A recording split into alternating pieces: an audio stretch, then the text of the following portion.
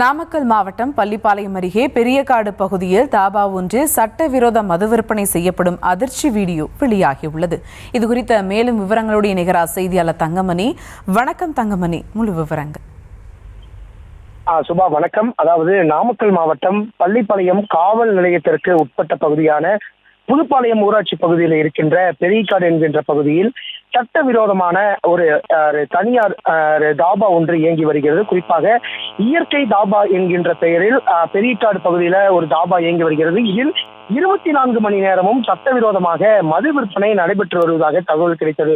இந்த நிலையில அந்த தாபா பகுதியில ஒரு மிகப்பெரிய மேசை அமைத்து அதில் முழுவதும் அந்த சைடிஸ் வகைகள் எல்லாம் அமைக்கப்பட்டு சட்டவிரோதமான மது விற்பனை நடைபெற்று வருகிறது. அதாவது அரசு டாஸ்மாக் கடையில விற்பனை செய்யப்படுகின்ற அந்த குவார்ட்டருக்கு மேல் ஒரு குவார்ட்டர் 300 ரூபாய் என்றும் ஒரு பீர் 350 ரூபாய் என்றும் கூடுதல் விலைக்கு இந்த மது விற்பனை என்பது படுஜோராக விற்பனையாகி வருகின்றது. அதே சமயத்துல இந்த மது பிரியர்கள் அந்த மதுவை வாங்குவதற்காக செல்லும் பொழுது அவர்கள் அந்த பாட்டிலுடன் மதுகளை தருவதில்லை.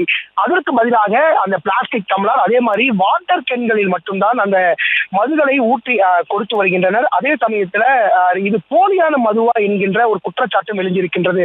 அதாவது மதுகளை பாட்டிலில் தான் தருவது வழக்கம். ஆனால் இவர்கள் அந்த மது பாட்டிலுடன் கொடுக்காமல் வாட்டர் கேன்களில் ஊற்றிக்கொண்டு அந்த மதுவை கொடுக்கும் காரணத்தினால் இது போலி மதுபானமாக இருக்கலாம் என்ற ஒரு குற்றச்சாட்டு தற்போது எழுந்திருக்கின்றது. அதே சமயத்துல இங்கெல்லாம் எந்த போலீசாரும் வரமாட்டார்கள், நீங்கள் பள்ளிப்பாளையம் வரைக்கும் தாராளமாக செல்லலாம், இந்த தாபாவிற்கு கண்டிப்பாக போலீசார் வரமாட்டார்கள், வந்தாலும் அவர்கள் கேட்கின்ற தொகையை கொடுத்து விடலாம், அதே மாதிரி எந்த ஒரு பிரச்சனையும் வராது என அந்த கடையினுடைய அந்த பாதுகாவலரே தெரிவிக்கும் வீடியோ அதிர்ச்சி ஏற்படுத்தியிருக்கின்றது.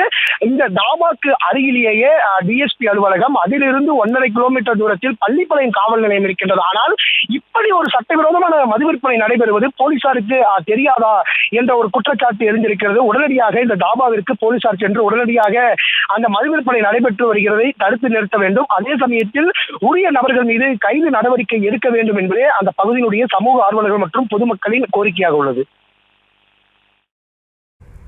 விவரங்களுக்கு நன்றி தங்கமணி.